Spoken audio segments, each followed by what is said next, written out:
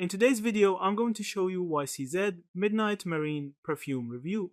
Is it legit or a scam? There are real product listings and user reviews for YCZ Midnight Marine. Multiple retailers, TikTok, Shop, Ubuy, Amazon in certain regions, carry the perfume.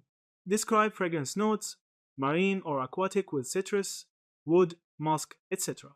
List 50 milliliters per 1.7 ounces bottles, and show packaging. Some buyers say the scent is fresh, pleasant, and nice for the price. For example, on TikTok Shop, one review said it smelled good though didn't last long. Also on Reddit, there are positive impressions. Smells great. Reminds me of cool water. Low price. From users who seem to have actually smelled or worn it. On the other hand, there are also consistent negative feedbacks or red flags that limit how much trust I'd place in the purchase. Many users complain that the fragrance does not last very long, some say only 10-20 minutes. Others say it smells okay at first but quickly fades, or that the marine or aquatic effect is weak or somewhat synthetic.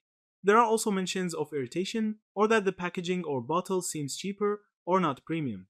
Another red flag is marketing or claims.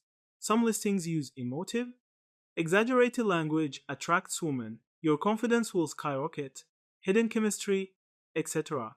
that often appears in ads of uncertain quality. Also, some sellers are on platforms where oversight is limited, TikTok Shop, third-party Amazon, etc., and given lower prices, there is a risk of counterfeit or diluted versions. Some reviews are clearly dissatisfied when performance, longevity, doesn't match claims.